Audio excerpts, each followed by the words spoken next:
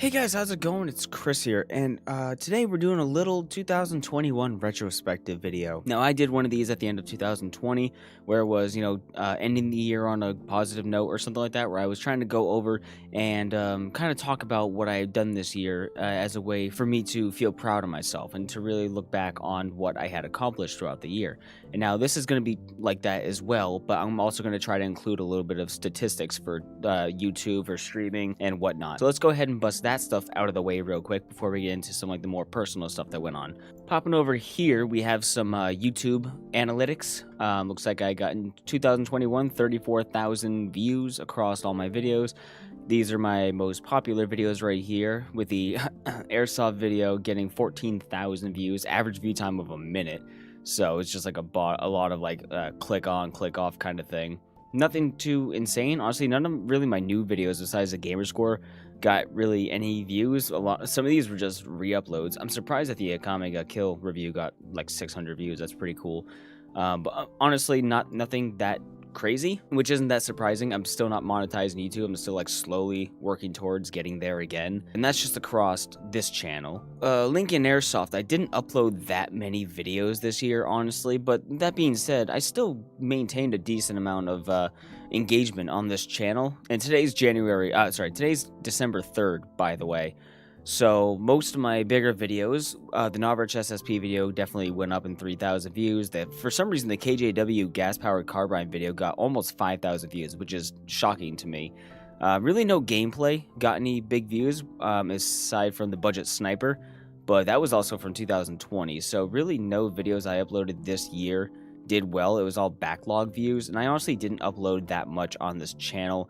Unfortunately, I mean, looks like, yeah, the videos I uploaded on this page looks like I only uploaded roughly 22 videos this year on the Airsoft channel, which isn't really good. A couple of those were, there's a couple of shorts and one live stream video, so as far as gameplay went, extremely barren. I didn't get to play a lot this year. I have 4 gameplay videos, it looks like. That's really it, apparently. I thought I had 1 or 2 more, but yeah, didn't get to play a lot of Airsoft this year. It's kind of disappointing, but you know. So let's transition away from YouTube and look at some stream stats. So I broke 200 followers on Twitch, which is pretty sick. I streamed a lot of Apex. I don't know where Stardew comes into play. I don't think I played Stardew this year. But 100 hours of Apex I streamed, which is crazy, actually. A lot of Phasmophobia, some variety, just chatting. Final Fantasy X, I played that at the beginning of the year a little bit. We got some clips here. Here's some other stats right here. I'm not going to like go too in depth with all this. You guys can look at that if you'd like.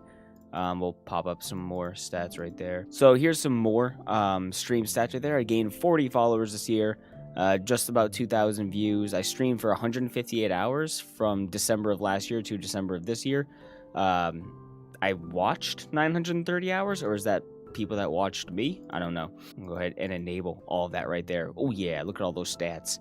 I think I streamed 86 days. Is that what that means? I'm not sure. Peak viewers 15. Here's a whole bunch of other stats right there. Looking at all that good shit. If you want to pause and take a look, go for it. I'm not going to go over all that. My most popular days seem to be earlier in the week, Mondays and Sundays. It looks like I was mostly active on Mondays, so that would make sense. Yeah, those are some Twitch stats. I'm not going to go into anything too crazy about that. So yeah, while I wasn't that active, I was moderately active on streaming and YouTube. YouTube definitely took a dip for me at one point throughout the year. I couldn't focus on making videos. I wasn't making like individual content aside from vlogs. I was mostly doing stream cuts and highlights and stuff like that. In 2021, I uploaded roughly 230 videos at this point. Really only picking up at the end when we started playing 7 Days to Die. So YouTube was pretty slow for me for the most part, as far as original content goes. Did a couple of story times. I basically did a little bit of everything this year, but it was extremely sporadic. I mean, I would go a month without uploading, which isn't fair to you guys, but to be frank, my views aren't really high enough and the engagement's not consistent enough to make it feel like a pressure, something I had to continuously work on, you know? And that's not a stab at anyone in particular, or my audience in general. If you're a comedian at a comedy show and you go and every single show only 1 to 5 people show up, and then the number dips and nobody shows up, you're not going to want to do those comedy shows. You're going to do something else with your time. You know what I mean? Okay, let's go ahead and look at some achievement stats right here on trueachievements.com, which I check, I think, almost every single day. I look at true achievements at some point or another.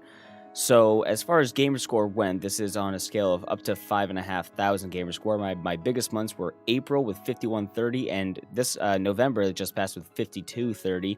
I went through and cleaned up a couple of games in there. My lowest point being February and January, and that's because of some life stuff I'll get to in a minute. It has to do with like getting a new car and starting a new job, so was not playing many games right there. We did have a pretty steady incline in my gamer score, though. It wasn't like a huge spike anywhere, but as end of the year, we started off the year with just over 400,000 because last December is where I did my 400,000 gamer score stream, and I only got 700 gamer score before I started in January going again, and I'm ending the year at 437,310 roughly, if that's fully updated, I don't know. And the reason why I didn't get a lot of gamer score this year, I just didn't spend the money on cheap gamerscore games. That was the main thing. If it was on Game Pass and I could do it in a good amount of time, I'd play it. But I didn't give myself any kind of budget for cheap games, for easy games like that, because I feel this year really made me feel how superfluous and just basically it's like pay to win for gamerscore. You're paying $5 to $15 for an indie game that takes 1 hour to complete. You're basically just buying gamerscore, which I do not like at all. And I will absolutely take a lower gamerscore, but a better integrity with my gamerscore. You know what I mean? I'd rather have more impressive games on there than every single ACA Neo Geo. Is that what it is? I won 1,031 achievements in 63 different games, a total of 58,000 true achievement and 36,635 gamer score. So the game I won the most gamer score in is Smart Moves. And again, that's not to say with what I just said that I didn't play some easy games. I just wasn't going out of my way to shell out for easy games. Like occasionally I'd want that dopamine hit of gamer score, and like once a month I'd buy a game or two and then run through it for a couple thousand gamer score. But for the most part, I was actually playing games. Yeah, so we had Smart Moves, which I still haven't complete yet. Bullet Beat, that was releasing DLC and stuff. Played a lot of State of Decay, Donut County, which was on Game Pass. One Night Stand, I think I paid a couple bucks for that because it was on sale. I was also looking for sales throughout the year. Caretaker, Red Bow, What Remains of Edith Finch. But there was a couple of decent games like Rainier Parade. We had Outriders, Bright Memory, The Medium. I enjoy playing that. Strike Force 2. I can't believe I forgot I played that game. But as far as what I've been playing recently, I've been playing like Scarlet Nexus, Splitgate. I played Deer Simulator. I finished the Minecraft on Windows, and I'm almost done doing it on the Xbox version. Halo Infinite, Alan Wake Remastered came out. I'm still slowly working on that. I just haven't committed to doing all the collectibles yet. And then, yeah, here's all my most recent games if you want to look at that. That's mostly what I've been playing this year. So as far as gamerscore goes, was not a big year, but I'm not necessarily upset about it because, like I said, it was all about financial stability. So, and speaking of financial stability, that will segue to some of the bigger things that happened this year. I need a WD-40 my mic's in. It keeps on squealing. Some of the bigger things that happened this year that were, this was definitely a year of change for me. There was a lot of adjustments I had to make, and a lot of adjustments that I'm still making because of some stuff that happened at the end of the year. So let's go beginning of the year. I had quit my job at the kitchen, which if you don't know the history of that, quick history, I was a line cook there for almost 10 years. The first couple years being dishwasher, and then I moved up. But the majority of the time, 70% of the time, I was a line cook, and I was pretty much the go-to guy, one of the go-to guys who could be relied on to do pretty much whatever you needed to do. There was a point where when my boss went to Poland with his wife, because his wife is Polish, for the holidays, and I would basically be manager. I'd basically be in charge while he was gone for the most part, and I had to take care of all that stuff. So I was integral to working, and I even made a joke when I was streaming Final Fantasy X at one point last year that they don't even need me. I was having rage Final Fantasy X Fridays where I would just bitch about work because it was such a nightmare. I was just getting worse and worse. I told the day manager to fuck herself, and I stand by that 100%. But there was a point where I was just so angry and so fed up with my job. It gave me a really bad anxiety attack at one point, and I just needed to not work there anymore. It was not worth the money. It was not worth the time. It was not worth the loyalty of it. So I had to get a new job. So I quit that job and I got a new one, and this one is infinitely less stressful. I just work in the kitchen at an elderly care facility, and I don't have like any responsibilities. It's incredible, and my hours are consistent. I get less hours, but I get paid more for doing less. So at the other job, I was making $13 an hour for being a line cook after being there for like 10 years. You tell me how that's fair. I should be making 18. I should have been making 18 for the shit that I was doing. I'm not just like fluffing my own balls. Like, I ask anybody, I should have been making more. Partially my fault because I didn't ask for it. They're not going to give you a raise unless you ask for it, but it was just such a stupid place. But I work in my new job and I make more money doing less. But the caveat is I work like probably 8 less hours, and the paychecks are bi-weekly. So it's a lot of adjustment to do there. But I started that job in February, and right around the same time, I actually got a new car. So a lot of changes happening there at the beginning, dealing with, going from a small car to a Dodge Durango, so a bigger car. And I got a bigger car because we have to go to the dump for our trash. And so I have to, hoist a bunch of trash bags to the dump. And also for airsoft, so I can load up all the gun cases and carry a bunch more people and whatever. For airsoft, it's good to have that much space. That happened at the beginning of the year. And then it was just kind of like a period in between at the beginning of the year till now of just adjusting to a different pace in my day. Because before I would go in at like 12 or 2 o'clock and it would just be balls to the walls, annoying, sweaty, and just disgusting working at the kitchen. And then I'd come home just pissed off and really stressed. And then when I got the new job, I'm going in at either 12 or 3 o'clock, and I turn off my brain, put in a headphone with a podcast, and I just do my thing. Come home just in a completely neutral state or good mood, and I would stream or do whatever and just have a chill rest of the night. So adjusting to that has been different because I've always been a big multitasker. So and a lot of that had to do with the job. So I had to multitask my job. So my brain was always going 1,000 miles an hour. So I was always exhausted. So adjusting to the lifestyle of not needing to multitask 1,000 things at once, there was a big mental shift and a big physical shift as well. So I don't regret that. That's been a good decision so far, and we'll see where it goes from here. That being said, since I was going in at 3 o'clock most days for the new job, that gave me ample opportunity to do a lot of writing. Now, last year in 2020, when the pandemic hit, and I spent like the entirety of lockdown last year writing Transgression. So this is a prequel story to the book series, and I wrote that, which is 260 pages, something like that.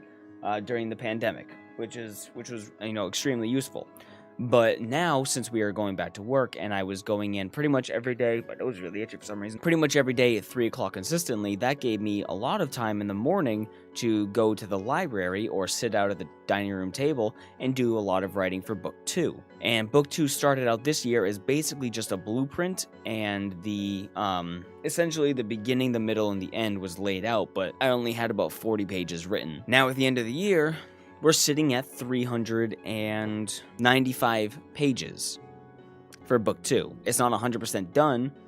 This is a proof copy. Sam is currently editing the proof copy, and then it will be released January 29th, hopefully if all goes well. So basically all this year, I wrote the entirety of book 2, and that was a huge accomplishment. For people that don't have that creative outlet or don't understand the intricacies of writing, I'm not talking down to anybody, but writing is fucking hard. So to write basically a 400-page book in 1 year is a massive accomplishment. And I'll give myself a lot of credit. I like it. It's really good. I'm really happy with how it came out. That was probably the biggest accomplishment of the year for me. Next to book 1, which book 1 had all of the audiobook was done in like 9 or 10 months in this year. The audiobook is done. That's on Audible. It's free on Spotify. So if you ever wanted to read book 1 but not read it because reading is hard and takes a long time, or you don't have good comprehension or not a lot of free time to sit and read, it's on Audible. It's an audiobook, and Claire Glover did a fucking fantastic job with it. working with her for the entire year was a blast. Now let's get to the end of the year stuff, because pretty much everything from the beginning of the year when I started my job to now, all that, like, all those, like, 8 months in between, was basically just working, my brain adjusting to going on, and writing. And during all that mental adjustment period, I was still coming off of the initial, like, depression of 2020 and the pandemic, and still only at that point 1 year, when the year started, I was 1 year in recovery for me and Sam breaking up, so that was still a very emotional, sensitive kind of thing, and I was still going through some days where I was trudging along really depressed and whatever have you, and I'm happy to say I'm at the point now where I am good. Like, I'm solid, I can think about her, I can watch old videos, and I can listen to some music that we used to listen to and be totally fine. So I've done a lot of recovering for that. Still have sometimes, like every once in a while, I'll have a day, but it does not hit me as hard as it used to. It used to cripple me at the beginning of last year. It would cripple me, but now it's like, okay, moving on. It hits me like that. It leads into me starting therapy a couple months ago, and also finally getting diagnosed with ADHD and getting on medication that'll help ADHD and my anxiety. So for the first time in over 10 years, I am on medication, and I'm in the adjustment period right now. So there's a lot I still have to kind of like work through and pay attention to. For one, my irritability. I've noticed I'm a little bit irritable right now, but I could just be being irritable, and it has nothing to do with that. I think I'm more easily spiked right now, but that's something that I'll mention, and that shouldn't be a problem. Because it's not like a violent outburst. I'm just getting a little bit more heated, just like 10% more quicker. So I'm taking that, and I also just like 5 or 6 days ago, or what was it on? It was on Monday or Tuesday. I got the first of the COVID shot, and actually today's the first day where my arm is not sore unless I push on it. So I've been fatigued the past few days, and I think that's because of the COVID shot, which I got Pfizer, and me adjusting to the medication. And then on the 24th of December, I'm getting a tattoo. I'm getting my left hand done right here, like all over here, and a little bit on my wrist, getting my left hand done. And that will be the only tattoo that I got this year, and the only piercing. I switched out the brow rings for like little spikes, but I haven't gotten anything new this year. I got the septum last year, so. And that's one other thing I want to mention too, is I didn't only write book 2, but I also wrote the beginning, the very origin of like God figures and deity figures, and like basically establishing the foundation of the universe. I wrote that story as well, and I narrated it myself, and that's on Spotify. I basically did my own audiobook of it, and the story is called Dogma, and that's going to be part 1 of the second volume of an anthology that will pertain to Dogma, which is the Council's beginning, and Sin's fall, who is the main antagonist of book 1, how he got to be where he is. It's covering that, and it's also covering Chrism and Magcro's story that I have yet to write, that I'm just now starting to work on, so that'll be next year's project. That should only take a few months into next year. Officially, 1, 2, 3, 4, 5, 6, 7...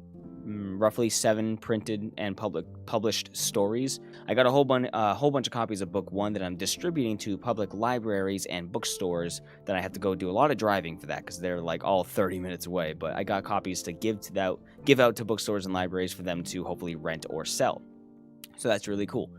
But yeah, so as far as this year goes, it was a good year. I can't think of anything significantly bad that happened. Oh, I almost forgot to mention, at the beginning of the year, I finally got to meet in person one of my oldest friends, Cheyenne.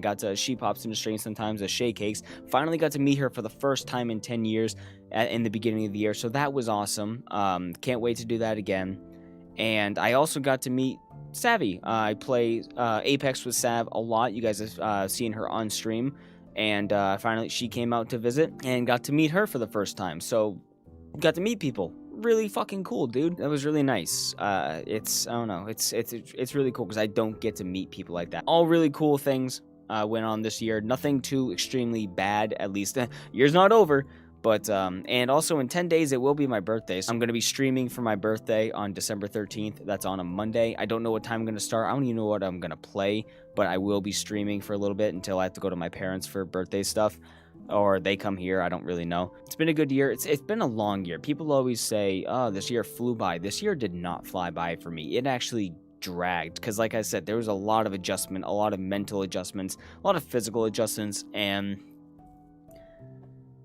it just, I guess it feels like not a lot happened, but that's why I make this video, is to look back on what did happen. I mean, I wrote book 2. Book 1 took me 10 years to get it where it is now and to establish the universe, and book 2 took me technically since 2018 is when I started compiling all my notes and actually laying out the blueprint, and then it kind of sat in limbo for a couple years, for like a year or two, and then in the middle of 2020 or the end of 2020, I like recollected all my notes and established where I was, and then from the beginning of this year is when I really started writing. So to write a whole 400-page book as well as the 100-page short story Dogma, so for like 500 pages in 1 year, for the story that it is, how complex and how it's a direct sequel, and that with everything that's going on in there, to do that in like basically 1 year is fucking insanity. And I'm super proud about that. The bunnies are also doing great as of right now. They're both like 5 years old, which is insane. They're halfway through their little lives. I think that puts them at like 60 years old or like 40 years old in bunny years or something. I don't know. Bunny years is weird. I don't know what the math is on that. But yeah, they're doing great. They're still loving life. They're still happy and peppy and bouncing and stuff. I still post them on like TikTok and whatnot. Did a lot of cool drawings this year, which I'm happy with, and I know I'll try to like put up some examples of some stuff as I talk. I want this to be as visual as I can for you guys, so you can see. So there might be some drawings on stream. I did a few. We didn't do too many, but I did a few. Yeah, I think I'm gonna probably wrap it up. I don't have a whole lot else to mention, I don't think. I do want to say thank you to a few people. I want to say thank you to Alan, first and foremost, for always being a supporter, for always commenting on videos, liking videos, sending me stuff from Amazon wish lists and donations, and sending sending Dylan random stuff and whatnot, just for always being so supportive.